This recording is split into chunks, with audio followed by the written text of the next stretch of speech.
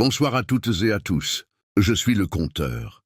Et je suis ici pour vous aider à vous endormir avec ces histoires d'horreur sur des personnes infidèles. Alors, avant de commencer, assurez-vous de vous abonner à la chaîne et de cliquer sur j'aime sous la vidéo. J'aimerais beaucoup savoir d'où vous venez et à quelle heure vous regardez ceci. Alors, n'hésitez pas à l'écrire dans les commentaires. Lorsque vous êtes prêts, installez-vous confortablement et détendez-vous. Bonjour, je m'appelle Émilie. J'ai 33 ans et jusqu'à il y a quelques mois, j'étais marié à un homme nommé Jason, qui avait 34 ans. Nous vivions à New York et étions mariés depuis 5 ans, mais la vérité, c'est que nous n'avions jamais prévu d'avoir des enfants.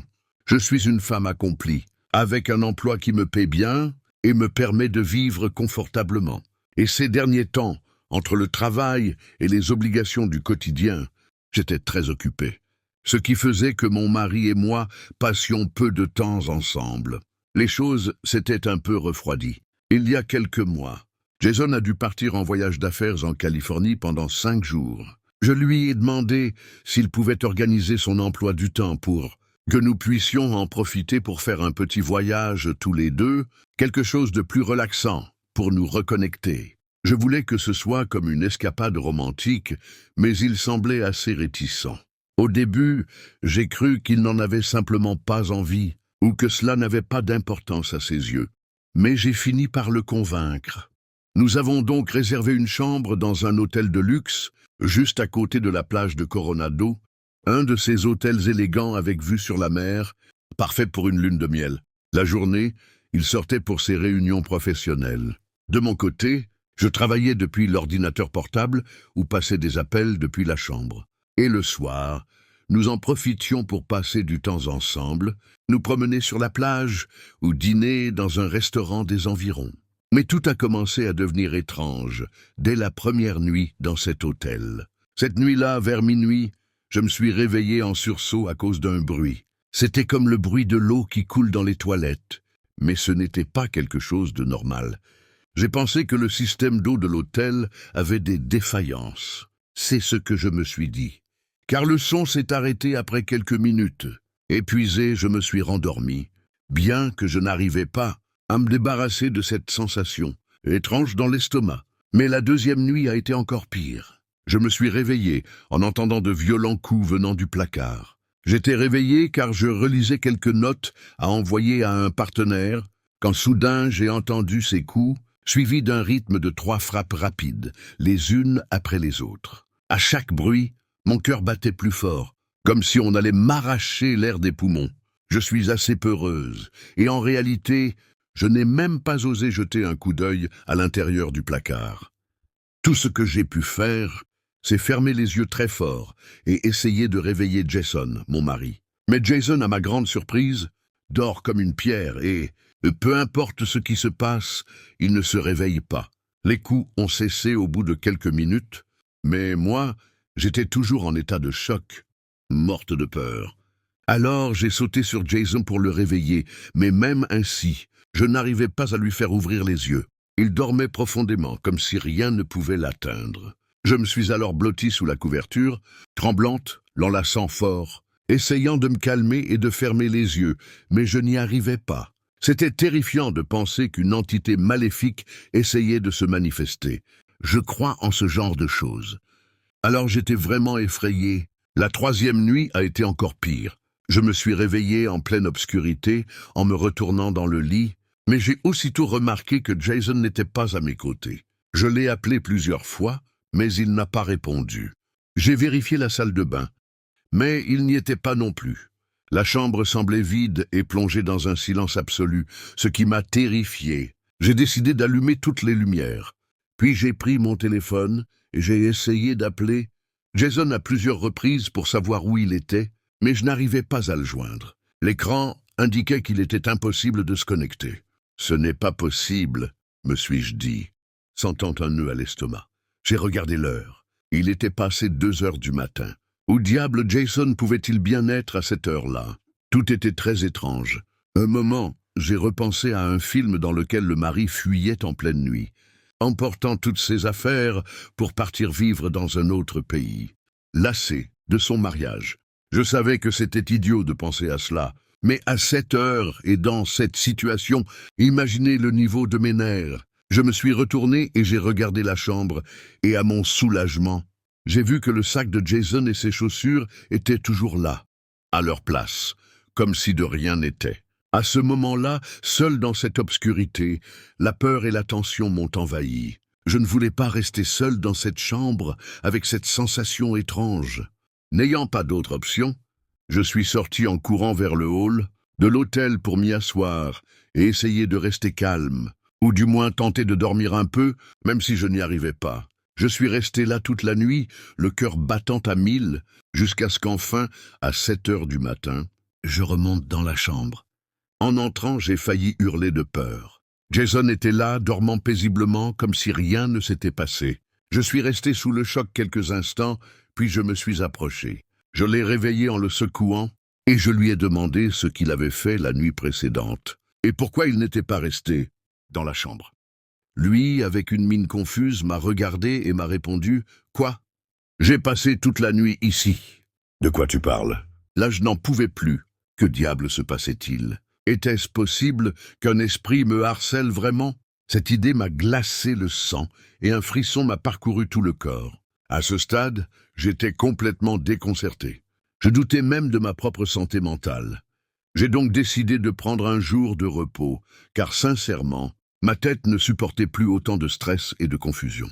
Ce soir-là, Jason a proposé qu'on aille se promener sur la plage pour se changer les idées, mais je lui ai dit que je n'étais pas d'humeur, car je n'avais pas dormi de la nuit et que j'étais au bord de l'effondrement mental. Heureusement, il a compris et m'a dit de me reposer. Je me suis donc allongé sur le lit en mettant de la musique, relaxante pour essayer de me calmer un peu. Mais après un moment, ce fichu bruit de coups a recommencé. Cette fois, plus fort et plus net. Je me suis levé d'un bond, le cœur dans la gorge, et je me suis approché lentement du placard avec un nœud dans le ventre. Je ne ressentais plus de peur, mais une sorte de rage contenue et de frustration. Je voulais savoir ce qui m'avait tourmenté toutes ces nuits. Alors, avec toute ma force, j'ai ouvert la porte du placard et rien. Je n'ai vu que des peignoirs et quelques affaires. Rien d'étrange. J'ai regardé l'horloge au mur. Il était près d'1 heure du matin, encore une fois exactement, à la même heure que d'habitude. À ce moment-là, mon téléphone s'est mis à sonner sur le lit. Et j'ai vu du coin de l'œil qu'il s'agissait de Jason. Mais juste quand j'allais me retourner pour lui répondre et lui demander pourquoi il n'était pas encore arrivé, les coups sont revenus. Cette fois depuis le coin gauche du placard. Sans trop réfléchir, j'ai levé la main et j'ai poussé cette partie du bois, et comme par magie, le panneau a cédé, révélant un espace grand, sombre et bien caché derrière le panneau. Je suis resté paralysé en le voyant. Puis j'ai entendu une voix chuchoter « Jason, je suis prête ». C'était une voix féminine, très aiguë. Qu'est-ce que c'est que ce bordel ? Ai-je pensé. Mais avant que je puisse réagir, une silhouette est sortie de cet espace. C'était une fille très jeune, blonde, très séduisante, enveloppée dans une nuisette en dentelle rouge. Quand nos regards se sont croisés, elle a émis un petit cri de surprise et est devenue pâle. En se voyant découverte, elle a tenté de fuir. Le choc que j'ai ressenti en la voyant s'est vite transformé en colère. Je l'ai saisie par les cheveux et elle s'est mise à hurler de peur. À ce moment-là, 1000 pensées me traversaient l'esprit. Qui était-elle? Que faisait-elle là? Qu'était-il arrivé à Jason? J'avais besoin de réponses, et cette garce ne partirait pas sans me les donner. Je lui ai ordonné de sortir, et j'ai appelé Jason, qui est justement entré à ce moment-là, mouillé et essoufflé. En nous voyant, son visage s'est figé de terreur, comme s'il avait vu un fantôme. Mon esprit commençait enfin à voir clair, alors, les yeux injectés de fureur, je lui ai ordonné d'entrer immédiatement dans la chambre. Il s'est exécuté nerveux, les jambes tremblantes, et là, la fille a commencé à pleurer et à trembler. Jason semblait être en état de choc, incapable de prononcer un mot. Pourtant, l'histoire qu'elle a racontée, ensuite continue de me retourner l'estomac et à chaque fois que j'y repense. Il s'avère que cette fille était sa maîtresse depuis près de 3 mois. Elle l'avait accompagnée lors de plusieurs voyages, même maintenant, alors qu'il était en déplacement avec sa femme. C'était tout simplement répugnant pour moi, d'imaginer que cette idiote n'avait même pas eu la décence de respecter le fait que j'étais avec lui et qu'il avait osé emmener sa maîtresse lors de notre escapade romantique. Mon cœur s'est brisé à cet instant, mais au-delà de ça, je ressentais une rage et une indignation immenses. J'avais envie de lui sauter dessus et de lui arracher les yeux de mes propres mains. Mais avec la mince parcelle de lucidité qu'il me restait, je savais que cela n'en valait pas la peine. Pendant toutes ces nuits, elle se cachait dans cette cachette à l'intérieur du placard. Et les coups étaient le signal pour que Jason la rejoigne et couche avec cette traînée pendant que je dormais. C'est la fille qui a tout raconté pendant que je la tenais encore par les cheveux, car Jason restait assis au bord du lit, la tête baissée, incapable de me regarder.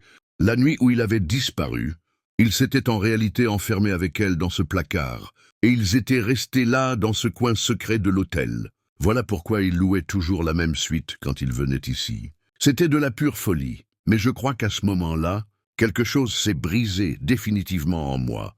Quelque chose qui, à ce jour, ne s'est jamais réparé, ma confiance. J'ai déposé la demande de divorce dès notre retour à la maison, avec toutes les preuves à l'appui, y compris les messages et les photos que cette fille m'avait montrées. J'ai exigé de Jason une compensation équitable, car je ne pouvais pas continuer avec un homme qui m'avait trahi de la sorte, et qui m'avait humilié à ce point. Jason est une ordure, il ne vaut absolument rien. Cela fait maintenant quelques mois que notre divorce est officiellement prononcé, et ce culotté a osé me rappeler pour me demander une seconde chance. Mais cela n'arrivera jamais. En ce moment, je suis dans mon processus de guérison, en train de ramasser les morceaux et d'essayer de reconstruire ma vie sans lui. Mais malgré le deuil, car même s'il a été un salaud, il y a bien un deuil, je vais beaucoup mieux maintenant et je me sens en paix. Je m'appelle Derek, j'ai 38 ans et je vis dans un petit village, tranquille appelé Ashud, qui ressemble à une peinture ancienne. Tout y est si calme et paisible que le moindre événement et inhabituel ressemble à un cri dans la nuit. Je travaille de nuit dans un entrepôt et la plupart du temps, après mon service, j'ai l'habitude d'aller à la laverie automatique du centre-ville, ouverte 24 heures sur 24. Plus par habitude que par besoin, c'est un lieu toujours silencieux, et c'est pour cela que je l'apprécie. Il n'y a que moi et le bourdonnement des machines, la douce mélodie de ma routine. Mais cela, c'était avant cette nuit-là. Cette nuit-là, quelque chose a changé. C'était une nuit comme les autres, ou du moins je le croyais, jusqu'à ce que je la voie pour la première fois. Elle était assise près de la table de pliage, la tête baissée et les mains tremblantes, empilant de vieux t-shirts et des draps. Au début, je n'y ai pas prêté attention, mais j'ai fini par remarquer qu'elle pleurait en silence. Ses larmes coulaient lentement, presque sans bruit. Je ne voulais pas la déranger ni paraître envahissant, mais la voir ainsi, si vulnérable, m'a serré le cœur.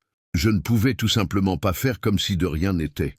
Alors je me suis approché avec précaution. « Est-ce que ça va ?» ai-je demandé d'une voix douce, presque en chuchotant. Elle m'a regardé avec des yeux rouges, gonflés et remplis de tristesse, et elle a secoué la tête. Non, non. Sa voix tremblait. Mon mari, il m'a trompé avec ma meilleure amie. Je ne savais pas quoi dire.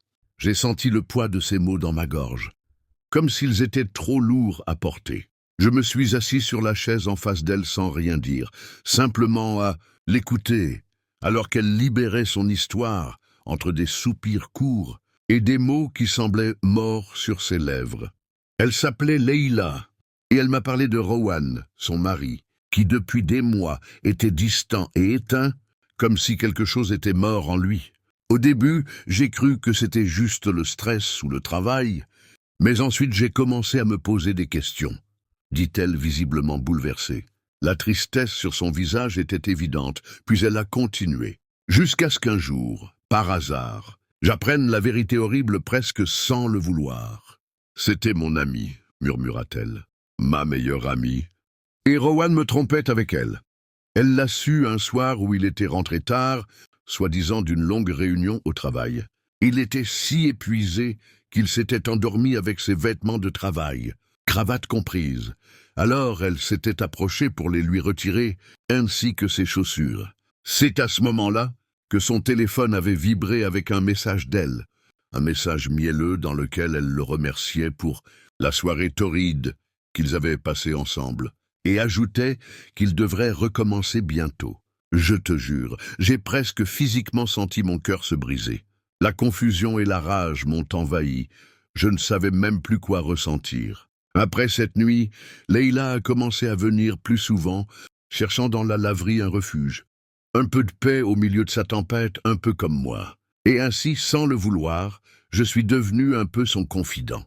Nous parlions pendant que le linge tournait dans les machines, toujours à voix basse, comme si quelqu'un pouvait nous entendre à tout moment. Elle m'a raconté encore plus de choses sur sa vie, des choses qui me donnaient la chair de poule. Rowan ne l'avait pas seulement trompée, il l'avait aussi maltraitée, il l'avait menacée. Il lui avait dit que si elle essayait de le quitter, il la tuerait sans hésiter. Elle l'a dit presque avec calme, avec la conviction que plus rien ne pouvait arrêter ce monstre. Le courage de Leïla était admirable, mais aussi tragique, car elle sentait que sa peur était sa prison. « Je suis piégée », m'a-t-elle dit une nuit, presque à bout de souffle. Je ne sais pas quoi faire. Il trouve toujours un moyen de revenir, de me faire sentir que je n'ai pas d'issue. Cela me brisait le cœur de voir l'enfer qu'elle vivait, et je me sentais impuissant de ne rien pouvoir faire pour elle de manière directe. Je lui ai donné des conseils et un numéro d'un refuge pour femmes, mais elle a secoué la tête, désespérée. « Il me retrouve toujours », a-t-elle chuchoté. Il le fait toujours. Leïla et moi nous sommes vus 5 ou 6 nuits dans cette laverie, pendant 2 semaines environ. Mais un jour, comme si le temps s'était figé, elle a disparu.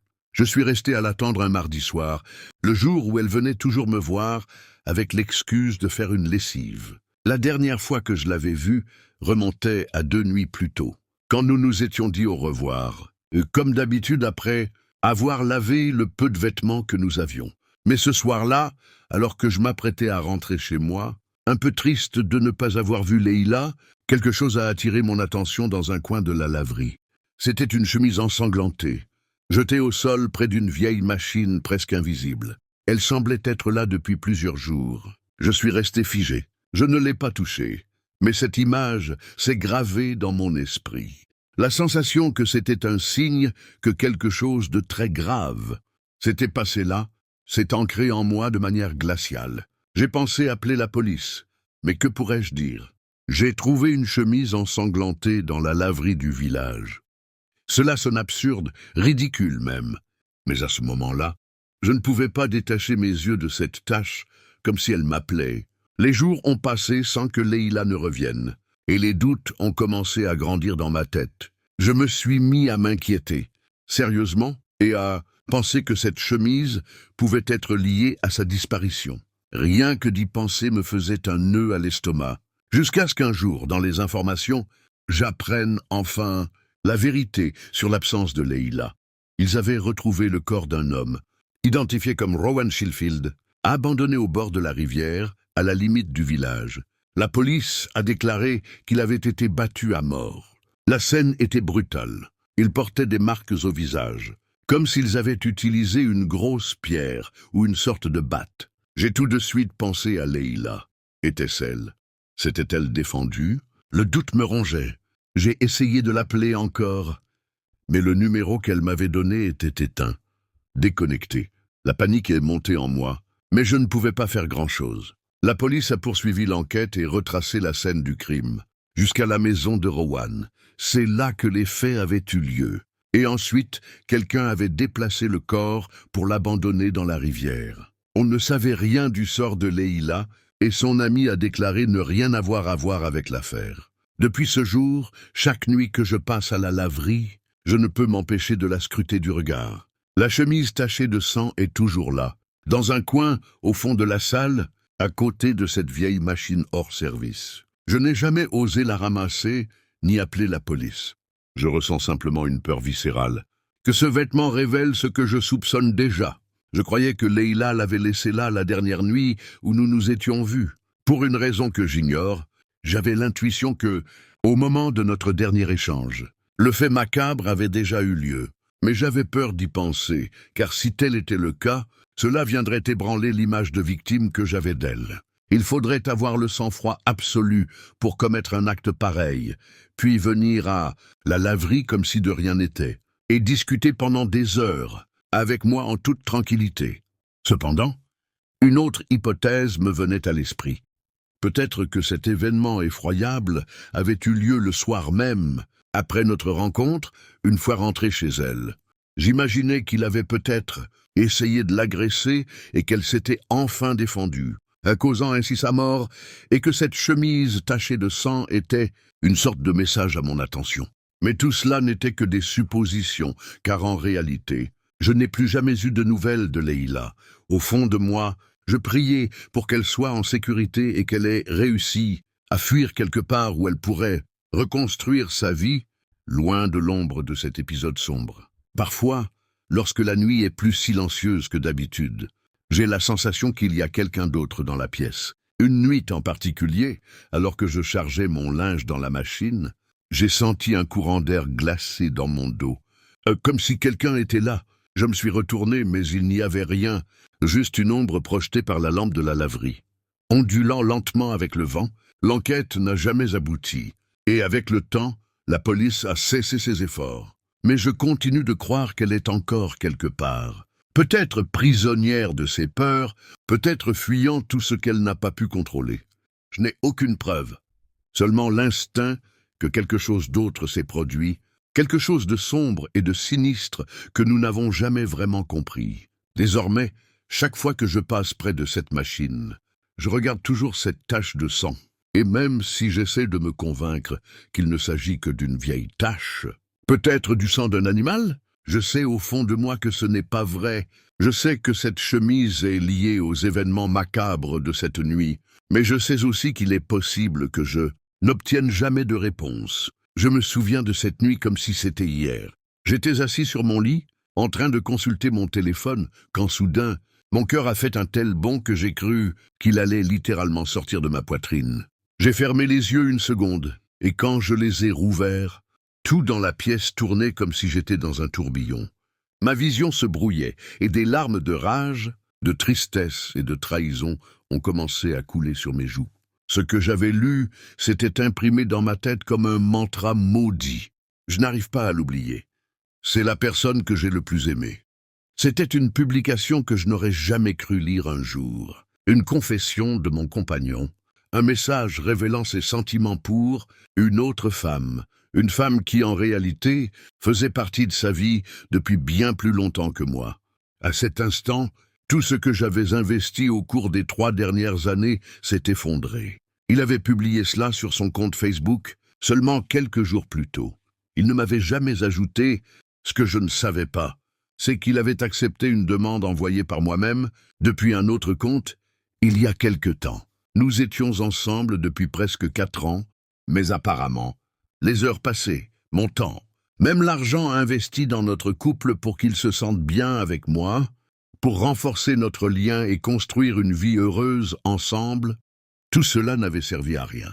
Il n'avait même pas un emploi stable, et les problèmes avec sa famille étaient un chaos permanent.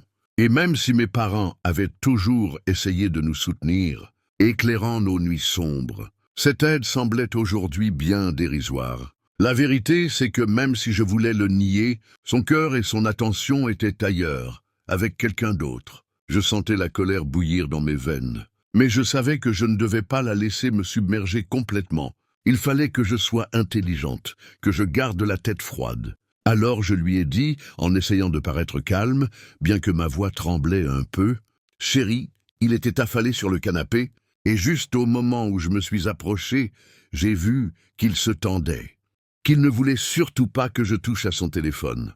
Son visage portait un masque de nervosité et de culpabilité, si évident que je n'ai pas pu l'ignorer. « Je peux utiliser ton téléphone une seconde ?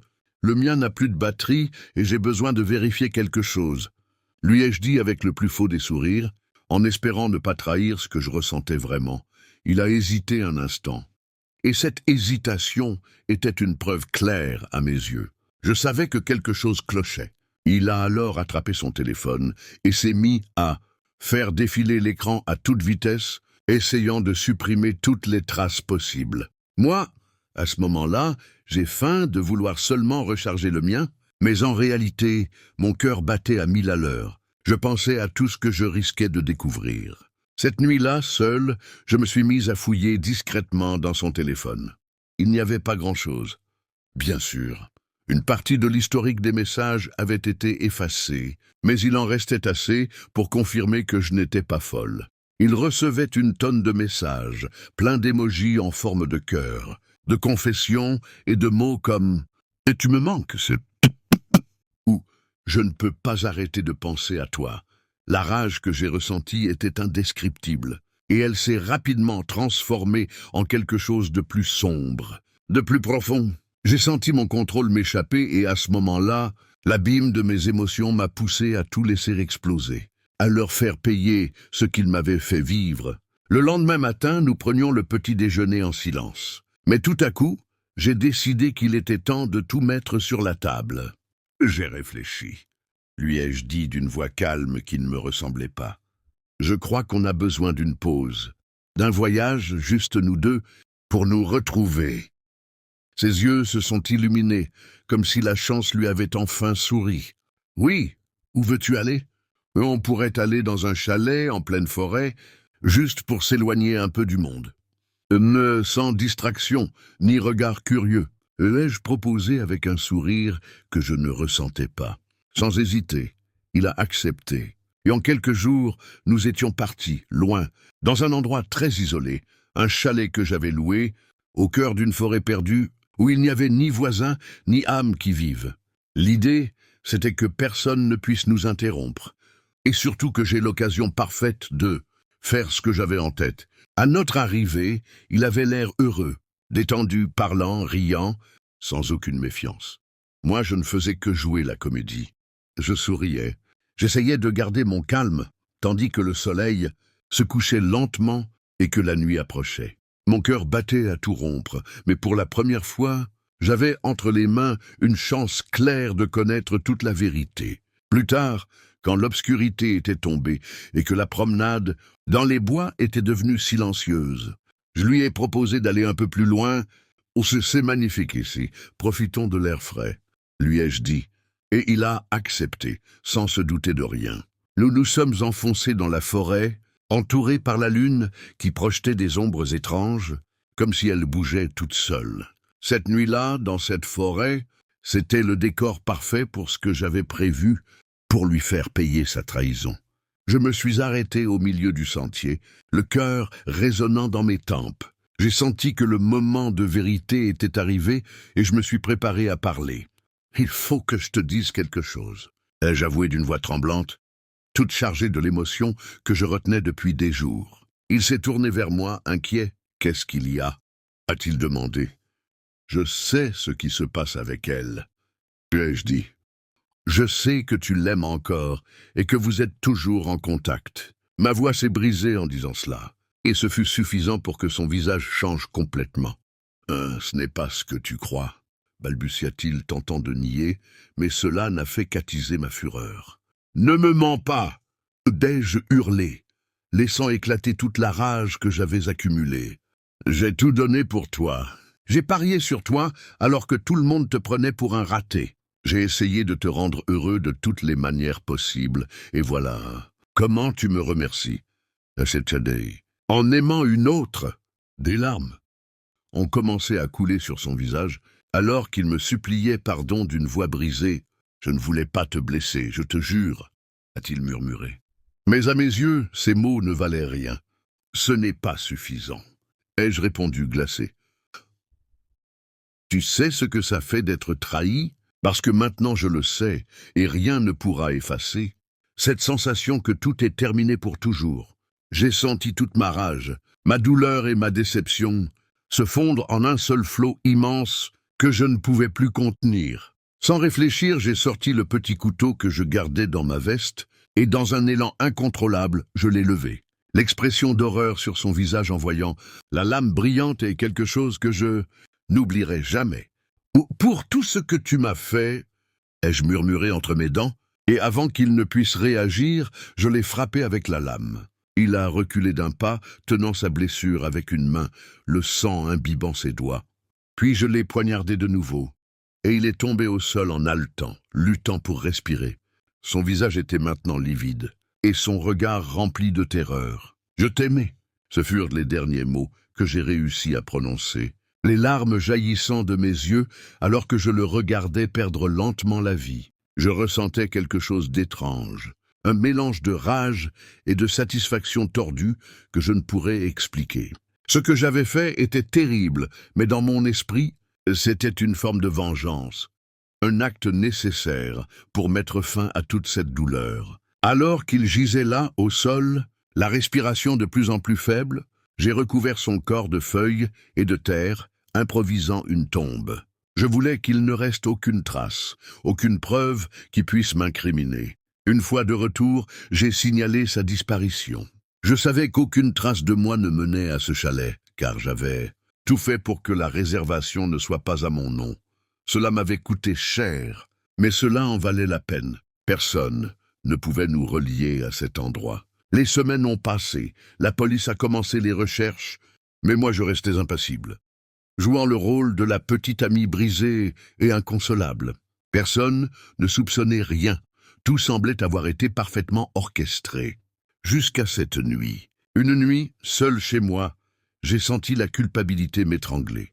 C'était comme si une main invisible se refermait sur ma gorge. Et soudain, quelqu'un a frappé à la porte. En l'ouvrant, j'ai vu un officier au visage grave, à l'expression sévère. « Mademoiselle, nous aurions quelques questions à vous poser. Au sujet de la disparition de votre compagnon, » m'a-t-il dit. Mon cœur s'est emballé, mais j'ai réussi à garder mon calme. « Bien sûr, officier, que puis-je faire pour vous aider ?» C'est alors que dans cette scène déjà tendue, quelque chose d'inattendu est arrivé. Une silhouette est apparue dans l'ombre derrière le policier. C'était elle, l'autre femme avec qui il me trompait, avec un sourire en coin et une lueur de triomphe dans le regard. « Salut, vieille amie » a-t-elle dit d'un ton qui m'a glacé le sang. Je crois qu'on doit parler. Il s'est avéré que mon plan comportait une faille. Mon petit ami, désormais mort, lui avait parlé de notre escapade romantique au chalet. Lorsqu'elle a appris sa disparition, elle est finalement sortie de l'ombre et a contacté la police. Même si cela a pris du temps, ils ont fini par retrouver le chalet et le corps. Le reste, vous pouvez l'imaginer. Aujourd'hui, je suis en prison. Et pour être honnête, je ne regrette pas ce que j'ai fait. Je regrette seulement de ne pas avoir fait en sorte qu'il ne puisse plus jamais la contacter. Je m'appelle Ray King. J'ai 34 ans et, il y a quelques années, je travaillais comme concierge de nuit dans un immeuble de luxe au cœur de Chicago. C'était un boulot parfait pour moi. Rester discret, nettoyer les couloirs, sortir les poubelles, ne déranger personne. Très calme. Exactement ce qu'il me fallait. Mais il y a une chose que j'ai rapidement apprise dans ce genre d'endroit, dans les lieux les plus raffinés. Derrière tout ce luxe, les murs sont parfois plus fins qu'ils n'en ont l'air. Et ces mêmes murs silencieux peuvent cacher des choses qui vous font remettre en question la réalité. Tout a commencé une nuit comme les autres, quand la routine habituelle s'est transformée en quelque chose de beaucoup plus sinistre. Au 12e étage, dans l'appartement 1204, vivait un couple qui, à première vue, semblait parfait. Une femme belle, avec cette assurance et cette élégance qu'ont les gens de classe. Elle s'appelait Freya, son mari, un homme séduisant à l'allure aristocratique, s'appelait Elias. Tous deux étaient toujours impeccablement vêtus, sans la moindre ride sur leurs vêtements, arborant un sourire poli, presque trop parfait.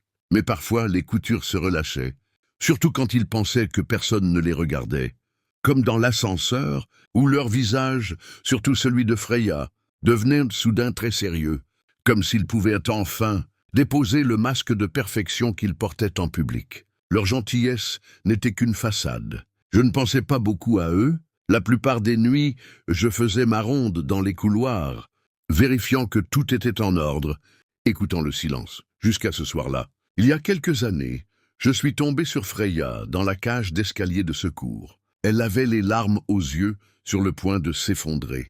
Elle était cachée dans un coin, terrorisée, son maquillage ruiné, les mains tremblantes, comme si tout son corps était pris de convulsions. Mon instinct m'a poussé à m'approcher. Quelque chose dans son regard disait qu'elle avait besoin de parler. Je lui ai demandé si tout allait bien, et c'est là qu'elle m'a dit la vérité entre deux sanglots, dans un état de panique visible. Elle m'a confié qu'Elias la trompait avec une collègue de travail. Mais ce qui m'a le plus choqué, C'est la façon dont elle murmurait presque dans un gémissement qu'elle craignait pour sa vie. Elle disait qu'Elias, lorsqu'il se mettait en colère, n'était plus lui-même, qu'Elias perdait parfois le contrôle et devenait quelqu'un d'autre, plus sombre, quelqu'un qu'elle ne reconnaissait pas. Je voulais vraiment l'aider. Alors je lui ai proposé de partir, d'appeler la police ou de se rendre elle-même dans un lieu sûr, mais elle a catégoriquement refusé. Quand je lui ai demandé pourquoi, elle a simplement réussi à dire « il me retrouvera ». Cette phrase est restée gravée dans ma mémoire. Parce qu'à ce moment-là, je ne comprenais pas vraiment ce qu'elle voulait dire, mais je sentais que quelque chose n'allait pas. Les semaines ont passé et bien sûr, les disputes dans cet appartement sont devenues de plus en plus fréquentes. On entendait Elias depuis les couloirs, des cris, des coups, des objets qui s'écrasaient contre les murs, et parfois un silence lourd, plus sinistre que tout le reste. Ce qui s'est passé une nuit, cependant, a tout changé pour moi. Il était tard, sûrement après minuit. Et alors que je sortais les poubelles à l'arrière du bâtiment, près du conteneur, je suis tombé sur quelque chose qui me hante encore aujourd'hui. Elias était là, seul dans l'ombre de la nuit, le corps tendu, en train de lutter avec, un grand sac poubelle noir visiblement lourd. Quand je l'ai vu, je n'ai pas eu besoin de m'approcher. Son mouvement était étrange, comme s'il portait quelque chose de très lourd, tout en essayant de ne pas se faire remarquer. Il ne m'a pas vu, ou du moins je le crois, car il semblait entièrement concentré à vérifier qu'il n'y avait personne au bout de la ruelle. Je suis resté silencieux, légèrement caché derrière un coin du mur, l'observant attentivement. Je ne sais pas comment décrire ce que j'ai ressenti à ce moment-là. Elias a balancé le sac dans le conteneur avec force, dans un geste presque désespéré, puis il s'est retourné et est parti sans même jeter un regard en arrière. Je suis resté là figé, perdu, dans le silence glacé de la nuit, que seul le bruissement des feuilles agitait par instants. Et cette image tournait en boucle dans ma tête. Je n'osais pas m'approcher. Mes jambes tremblaient, mon cœur battait si fort que j'avais l'impression qu'il allait me briser les côtes. Alors j'ai simplement fait demi-tour et je suis retourné à l'intérieur. J'ai terminé mes tâches et suis allé me coucher, ou plutôt, j'ai essayé car bien sûr, je n'y suis pas parvenu. Le lendemain, la police est arrivée à l'immeuble. Ce jour-là, je ne l'oublierai jamais, car c'est à partir de ce moment que tout est devenu encore plus irréel. Ils ont retrouvé dans ce même conteneur, à l'intérieur du sac noir, le corps de Fiona. Elle était morte, évidemment. Mais ce qui m'a le plus choqué, c'est ce qu'ont dit les policiers, que cela ressemblait à un suicide, qu'elle s'était elle-même jetée dans le conteneur, qu'elle s'était asphyxiée dans le sac. Ils disaient qu'il n'y avait aucun signe de violence, aucune trace de lutte. J'en ai eu la nausée. Quelques jours plus tard, la version officielle est tombée, affirmant qu'elle y était entrée de son plein gré, que c'était un accident ou qu'elle avait fait une crise et pris cette horrible décision. Mais je savais que ce n'était pas vrai. C'était évident que ce n'était pas vrai. Mais quand l'argent et le pouvoir sont en jeu, même l'absurde devient crédible. Cette nuit-là, sachant très bien qu'on pourrait me faire taire ou chercher à me discréditer, je suis allé voir la police. Je leur ai raconté tout ce que j'avais vu, tout ce que j'avais entendu. La vérité, c'est que je n'avais pas beaucoup de preuves, seulement ma parole. Et ces murmures dans la cage d'escalier, mais je sentais que je devais parler. Ce qui m'a le plus blessé, c'est l'expression sur leur visage en m'écoutant. Le regard des policiers a changé, comme s'ils savaient quelque chose de plus, quelque chose qu'ils ne pouvaient pas dire. Et tout de suite, je me suis senti comme un condamné face au mur. À cet instant, je n'étais plus qu'un simple concierge qui avait vu trop de choses. Ce n'était pas suffisant. Et pire encore, j'ai compris que j'avais commis une énorme erreur, car il était clair que ces types étaient complices. Et ça ne m'étonnerait pas du tout que ce soit moi qui finisse par payer les pots cassés pour ce que ce monstre avait fait. Le comble, c'est que cette même nuit, dans la solitude du garage, Elias m'a retrouvé. Peut-être que quelqu'un l'avait prévenu que je savais ce qui s'était passé, que j'étais allé le dénoncer.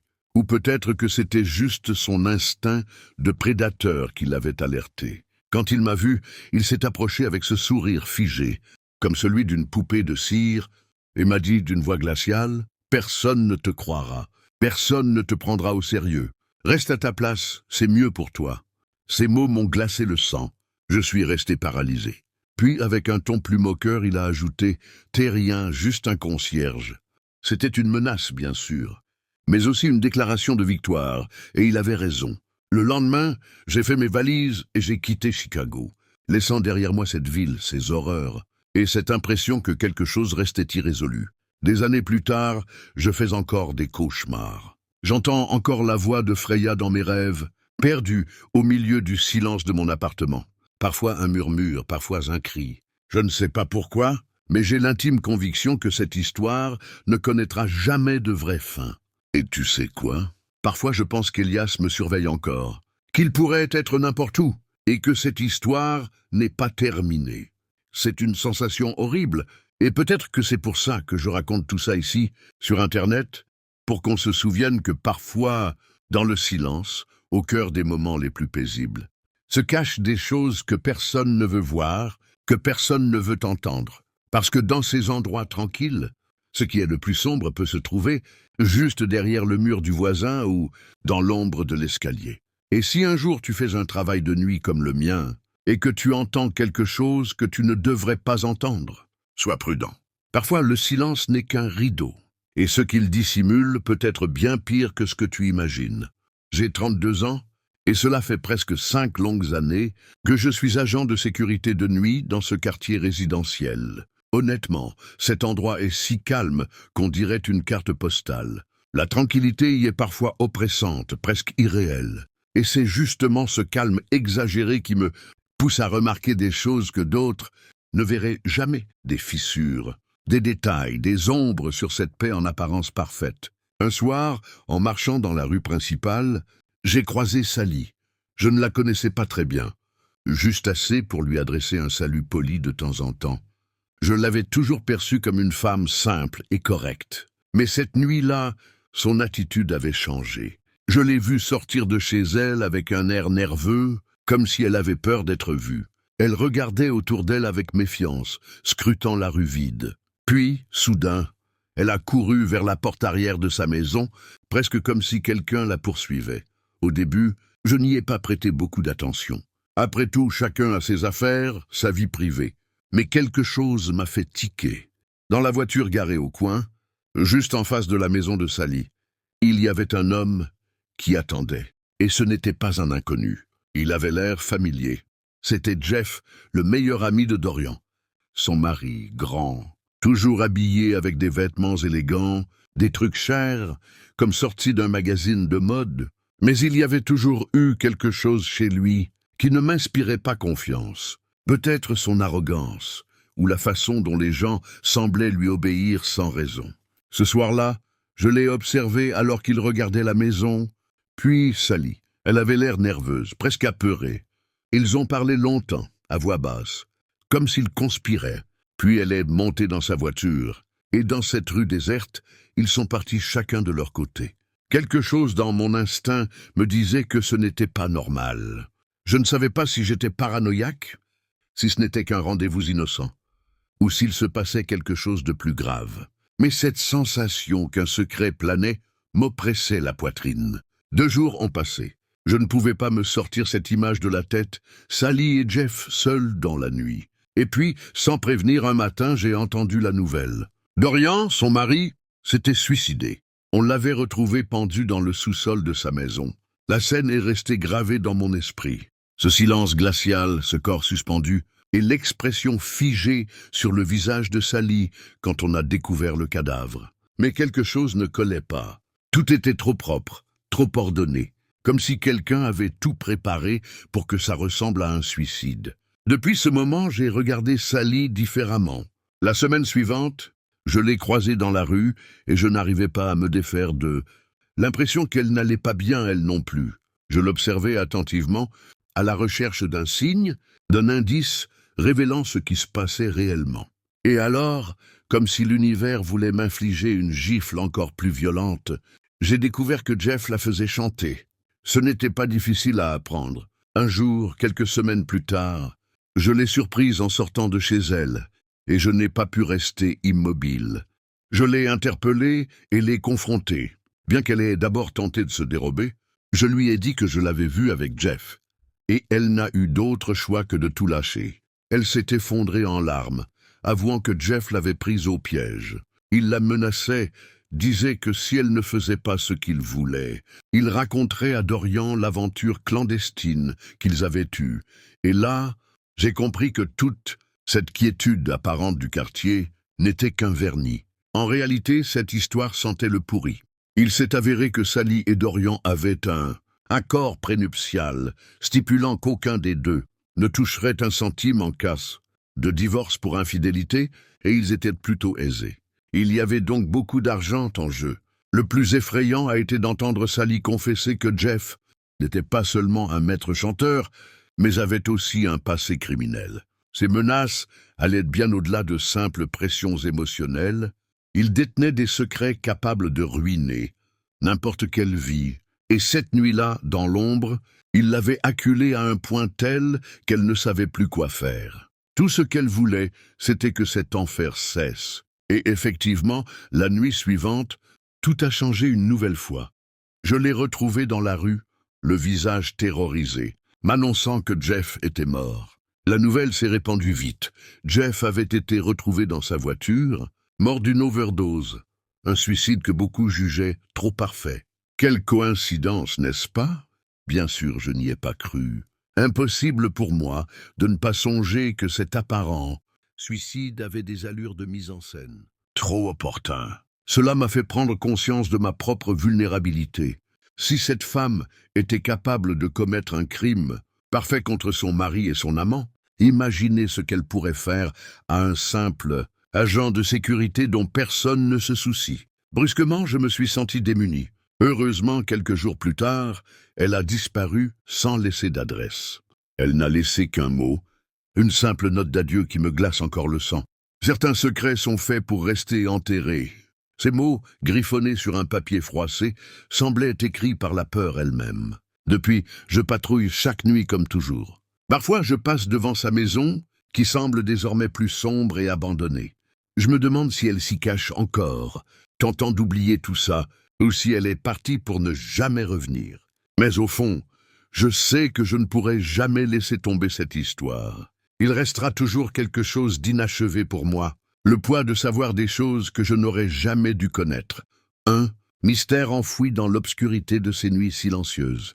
Cela m'est arrivé quand j'avais environ 15 ans, en première année de collège. C'était l'une de ces expériences qui vous marquent à vie. Un garçon un peu plus âgé que moi a rejoint notre petit groupe d'amis. Au début, il avait l'air sympathique, avec ce charme méridional, poli et affable.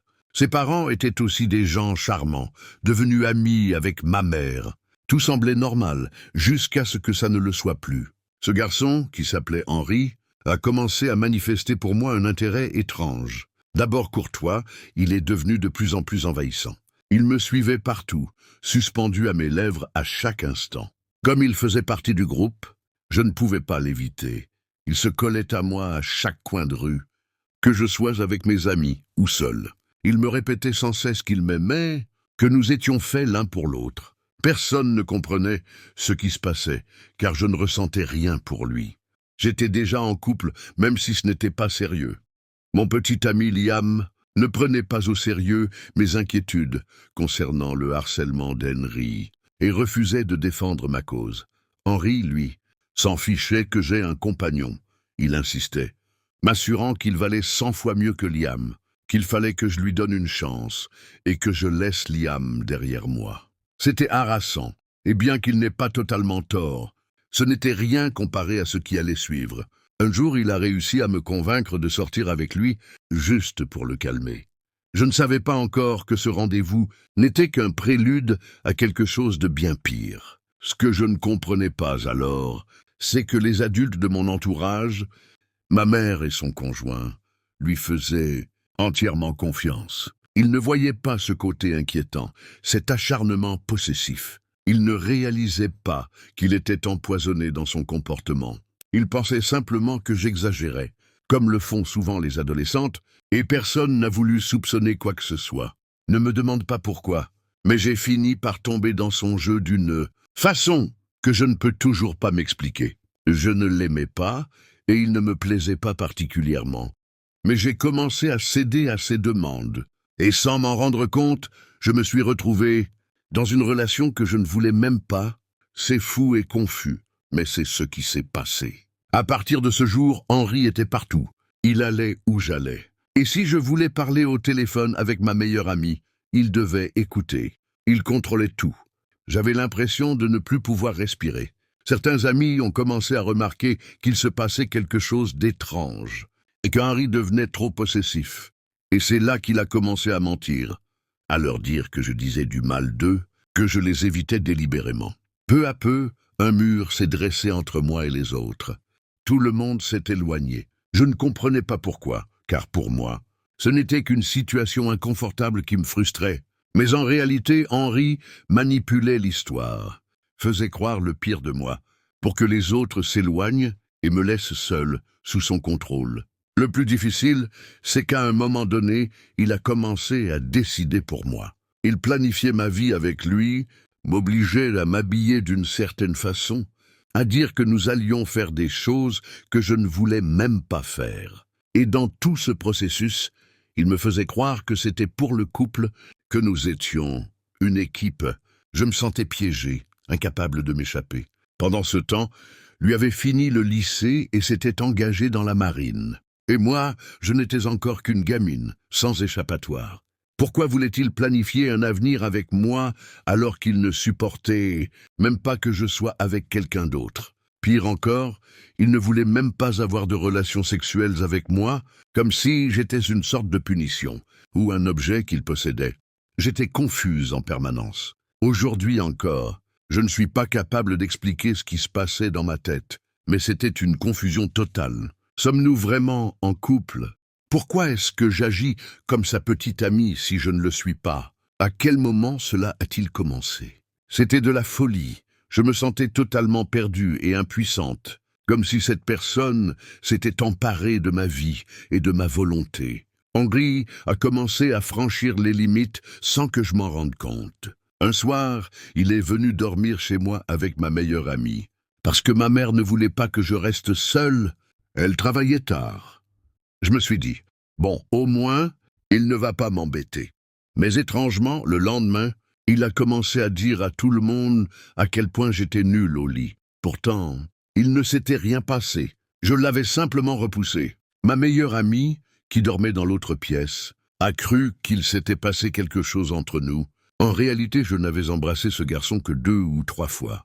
Mais Henri a commencé à détruire mes amitiés, ma réputation, même mon estime de moi. Il a réussi à faire en sorte que presque personne ne me fasse confiance, et même que je ne puisse pas être seul avec ma propre mère. Il manipulait la situation pour qu'elle pense qu'il était un garçon bien, un véritable gentleman, alors qu'en vérité, c'était un monstre qui ne cherchait qu'à me contrôler.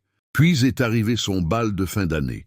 Je pensais sincèrement que ce serait une belle journée, mais il n'a même pas voulu que j'y aille avec lui. Il m'a tout de même demandé de porter une jolie robe, et ma mère nous a emmenés. Là-bas, j'ai vu mes amis, ceux qui étaient plus âgés, venus tous ensemble. J'ai essayé de m'approcher d'eux, mais ils m'ont ignoré. Ils avaient l'air mal à l'aise. C'était clair qu'ils ne voulaient pas de moi parmi eux. Ce qui a commencé à se passer ce soir-là a été horrible. Henri a trouvé quelqu'un d'autre. Une fille très mince, blonde, grande, une vraie mannequin. Il ne me parlait même pas, ne dansait pas avec moi, ne s'asseyait pas à mes côtés. Il ne faisait que la suivre toute la soirée. Et bien sûr, ce rejet brutal, doublé de son harcèlement envers cette autre fille, qui d'ailleurs semblait chercher à l'éviter, autant que moi autrefois, m'a profondément humilié devant tout le monde. Quand ma mère est enfin venue nous chercher, Henri a insisté pour qu'on aille dîner dans un restaurant. Mais moi, je voulais juste rentrer à la maison et oublier cette nuit. Je me fichais de la nourriture, de la fête. Je voulais simplement que cette horreur prenne fin. Je ne ressentais même pas de jalousie envers cette fille, seulement une immense colère pour la manière dont il m'avait fait me sentir, pour toute cette angoisse que je n'arrivais pas à exprimer. Pendant le dîner, ma mère et le serveur parlaient de Henri, à quel point c'était un garçon bien, à quel point j'avais de la chance d'être avec quelqu'un comme lui, sans se douter une seule seconde du mal qu'il m'avait fait.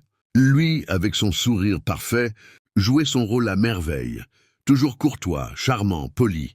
Il faisait tout pour qu'on le voie comme un gentleman, alors qu'en vérité, il ne désirait qu'une chose: que quelqu'un le reconnaisse, enfin pour ce qu'il était vraiment, un monstre. Après cette nuit-là, Henri a disparu pendant un moment à cause d'un problème familial. Mais moi, intérieurement, j'étais déjà brisé. Quand j'ai appris qu'il avait commencé à sortir avec l'une de mes amies, ça m'a mis un coup de réalité en pleine face.